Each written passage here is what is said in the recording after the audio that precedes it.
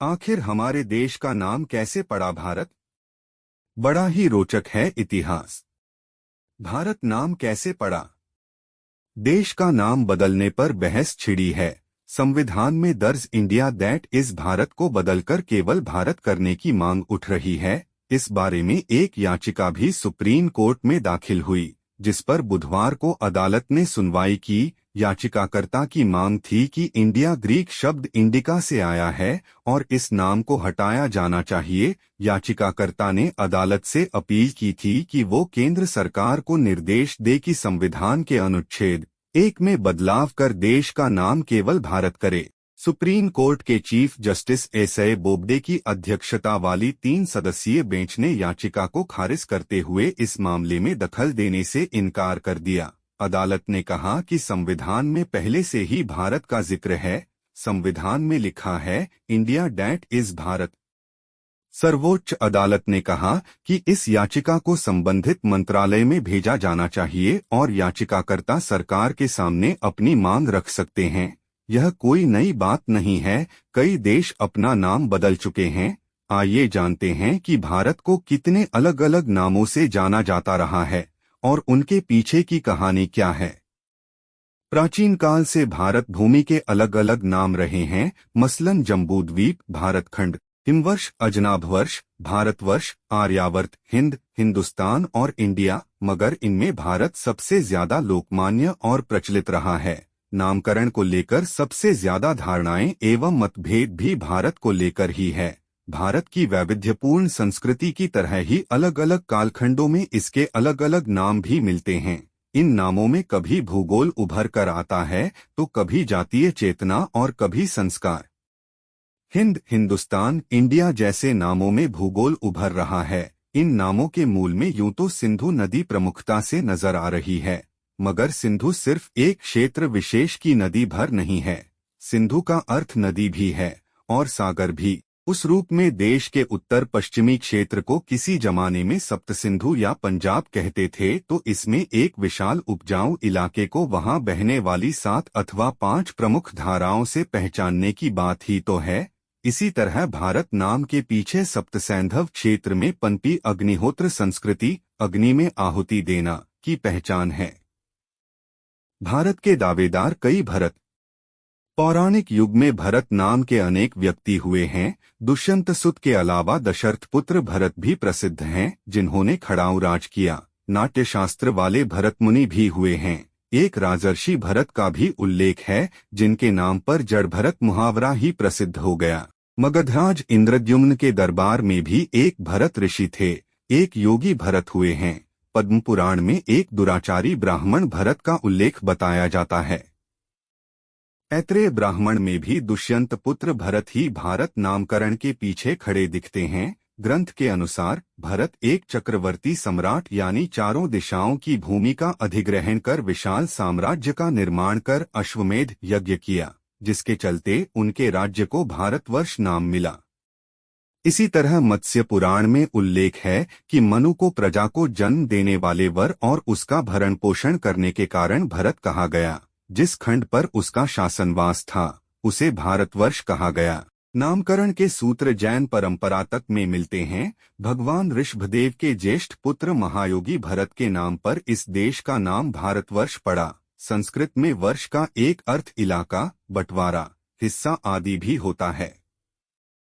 दुष्यंत शकुंतला पुत्र भरत।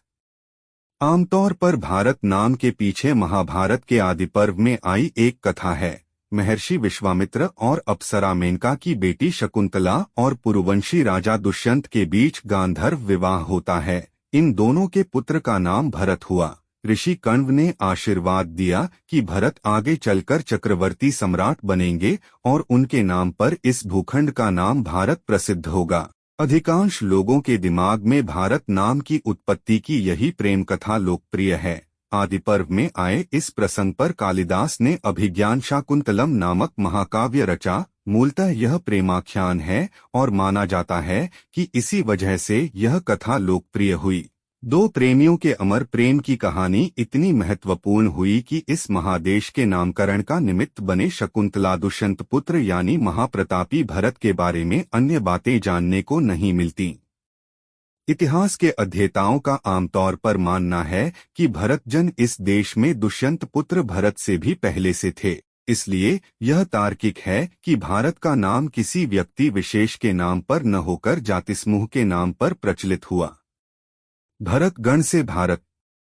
भरतजन अग्निपूजक, अग्निहोत्र व यज्ञप्रिय थे। वैदिकी में भरत का अर्थ अग्नि, लोकपाल या विश्वरक्षक, मोनियर विलियम्स और एक राजा का नाम है। यह राजा वही भरत है जो सरस्वती घग्घर के किनारों पर राज करता था। संस्कृत में भर शब्द का एक अर्थ है युद्ध, दूसरा है समूह या जनगण और तीसरा अर्थ है भरण पोषण। जाने माने भाषाविद डॉक्टर रामविलास शर्मा कहते हैं, ये अर्थ एक दूसरे से भिन्न व परस्पर विरोधी जान पड़ते हैं। आथ भर का अर्थ युद्ध और भरण पोषण दोनों हो तो यह इस शब्द की अपनी विशेषता नहीं है। भर का मूलार्थ गण यानी जन ही था। गण के समान वह किसी भी जन के लिए प्रयुक्त हो सकता था। साथ ही वह उस गण विशेष का भी सूचक था जो भरत नाम से विख्यात हुआ। इसका क्या अर्थ हुआ? दरअसल भरतजनों का वृतांत आर्य इतिहास में इतना प्राचीन और दूर से चला आता है कि कभी युद्ध, अग्नि, संघ जैसे आशयों से संबद्ध भरत का अर्थ सिमटकर महज एक संज्ञा भर रह गया, जिससे कभी दाशरथे भरत को संबद्ध किया जाता है तो कभी भारत की व्युत्पत्ति के संदर्भ में दुष्यंत पुत्र भरत को याद किया जाता है।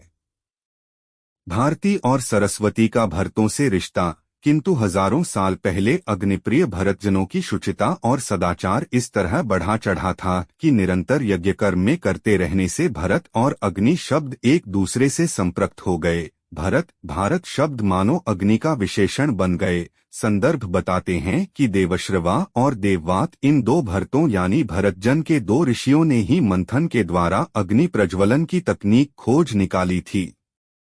डॉ रामविलास शर्मा के मुताबिक ऋग्वेद के कवि भरतों के अग्नि से संबंध का इतिहास परंपरा के प्रति सचेत हैं। भरतों से निरंतर संसर्ग के कारण अग्नि को भारत कहा गया। इसी तरह यज्ञ में निरंतर काव्यपाठ के कारण कवियों की वाणी को भारती कहा गया। यह काव्यपाठ सरस्वती के तट पर होता था, इसलिए यह नाम भी कवियों की वाणी से संबद्ध हुआ।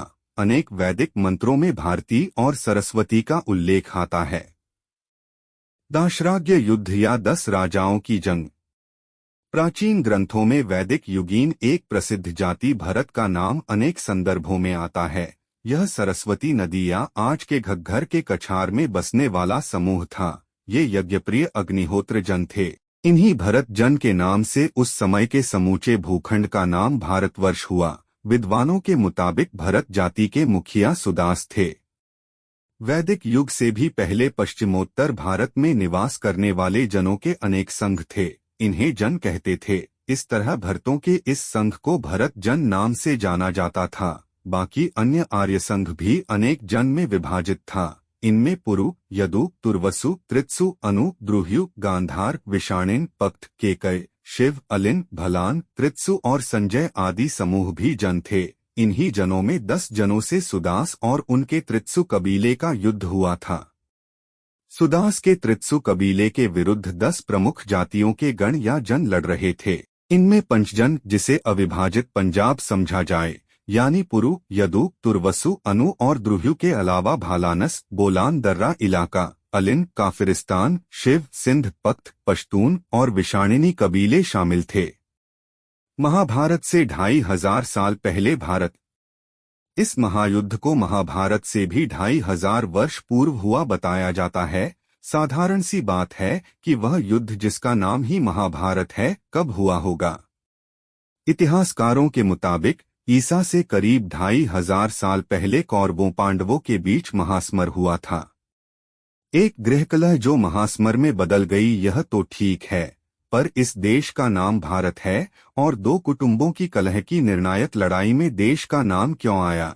इसकी वजह यह कि इस युद्ध में भारत की भौगोलिक सीमा में आने वाले लगभग सभी साम्राज्यों ने हिस्सा लिया था, इसलिए इसे महाभारत कहते हैं। दाशराज्य युद्ध इससे भी 2500 साल पहले हुआ बताया जाता है, यानी आज से 7500 साल पहले। इसमें त्रित्सु जाति के लोगों ने 10 राज्यों के संघ पर अभूतपूर्व विजय प्राप्त की। त्रित्सु जनों को भरतों का संघ कहा जाता था।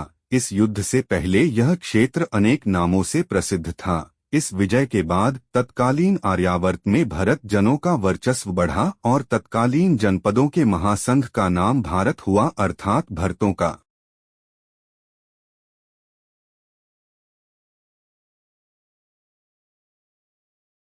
भारत ईरान संस्कृति। स्पष्ट है कि महाभारत में उल्लेखित शकुंतला पुत्र महाप्रतापी भरत का उल्लेख एक रोचक प्रसंग है। अब बात करते हैं हिंदुस्तान की। ईरानी हिंदुस्तानी पुराने संबंधी थे। ईरान पहले फारस था, उससे भी पहले अरयनम, आर्या अथवा आर्यान, अवेस्ता में इन नामों का उल्लेख है। माना जाता है कि हिंदुकुश के पार जो आर्य थे उनका संघ ईरान कहलाया और पूरब में जो थे उनका संघ आर्यावर्त कहलाया। ये दोनों समूह महान थे, प्रभावशाली थे। दरअसल भारत का नाम सुदूर पश्चिम तक तो खुद ईरानियों ने ही पहुंचाया था। कुर्द सीमा पर बेहिस्तून शिलालेख पर उत्कीर्ण हिंदुश शब्द इसकी गवाही देता है। फारसियों ने अरबी भी सीखी, मगर अपने अंदाज में। एक जमाने में अग्निपूजक जरस्थ्रुतियों का ऐसा जहूरा था, वहां इस्लाम का आविर्भाव भी नहीं हो पाता। ये बातें तो इस्लाम से भी सदियों पहले और ईसा मसीह से भी 4 सदी पहले की हैं। संस्कृत वेस्ता में गर्भनाल का रिश्ता है। हिंदुकुश बामियान के इस पार यज्ञ होता तो उस पार यश्न, अर्यमन, अथर्वन, होम, सोम, हवन जैसी समानार्थी पदावलियां यहाँ भी थीं। वहाँ भी फारस, फारसी, फारसियों के ग्राह्य होने का दायरा यहीं तक नहीं रहा। इस्लाम के दायरे में भी सनातनता का यह सौहार्द दिखता है। हिंद, हिंदश, हिंदवान। हिंदुश शब्द तो ईसा से भी 2000 साल पहले अक्कादी सभ्यता में था। अक्कद, सुमेर, मिस्र सबसे भारत के रिश्ते थे। ये हड़प्पा दौर की बात है। सिंध सिर्फ नदी नहीं, सागर, धारा और जल का पर्याय था। सिंध का 7 नदियों वाले प्रसिद्ध सप्तसिंधु क्षेत्र को प्राचीन फारसी में हफ्त हिंदू कहा जाता था। क्या इस हिंदू का कुछ और अर्थ है? जाहिर है हिंद, हिंदू, हिंदवान, हिंदुश जैसी अनेक संज्ञाएं अत्यंत प्राचीन हैं। इंडस इसी हिंदश का ग्रीक समरूप है। यह इस्लाम से भी सदियों पहले की बातें हैं। ग्रीक में भारत के लिए इंडिया अथवा सिंधु के लिए इंडस शब्दों का प्रयोग दरअसल इस बात का प्रमाण है कि हिंद अत्यंत प्राचीन शब्द है और भारत की पहचान है। संस्कृत का स्थान फारसी में स्थान हो जाता है। इस तरह हिंद के साथ जुड़कर हिंदुस्तान बना। आशय जहां हिंदी लोग रहते हैं, हिंदू बसते हैं। भारत यूरोपीय भाषाओं में ह का रूपांतर हो जाता है, स का अ नहीं होता। मेसोपोटामियाई संस्कृतियों से हिंदुओं का ही संपर्क था। हिंदू दरअसल ग्रीक, इंडस, अरब, अक्काद, पर्शियन संबंधों का परिणाम है। हम हैं भारतवासी। इंडिका का प्रयोग मेगास्थनीज ने किया। वह लंबे समय तक पाटलिपुत्र में भी रहा, मगर वहां पहुंचने से पूर्व बख्तर, बाख्तरी, बैक्ट्रिया, गांधार, तक्षशिला, टेक्सला इलाकों से गुजरा। यहाँ हिंद, हिंदवान, हिंदू जैसे शब्द प्रचलित थे। उसने ग्रीक स्वरतंत्र के अनुरूप इनके इंडस, इंडिया जैसे रूप ग्रहण किए। यह ईसा से 3 सदी और मोहम्मद से 10 सदी पहले की बात है। जहां तक जम्बूद्वीप की बात है, यह सबसे पुराना नाम है। आज के भारत, आर्यावर्त, भारतवर्ष से भी बड़ा, परंतु ये तमाम विवरण बहुत विस्तार भी मांगते हैं और इन पर अभी गहन शोध चल रहे हैं। जामुन फल को संस्कृत में जम्बू कहा जाता है। अनेक उल्लेख हैं कि इस केंद्रीय भूमि पर यानी आज के भारत में किसी काल में जामुन के पेड़ों की बहुलता थी। इसी वजह से इसे जम्बूद्वीप कहा गया। जो भी हो, हमारी चेतना जम्बूद्वीप के साथ नहीं, भारत नाम से जुड़ी है। भरत संज्ञा की सभी परतों में भारत होने की कथा खुदी हुई है। भारत नाम को लेकर आजकल होड़ चली है। आपकी क्या राय है? कमेंट बॉक्स में जरूर बताएं। बहुत बहुत धन्यवाद। चैनल को सब्सक्राइब करें, हमें सपोर्ट करें, लाइक करें, शेयर करें, बेल आइकन पर क्लिक करें और कमेंट बॉक्स में अपनी राय बताएं।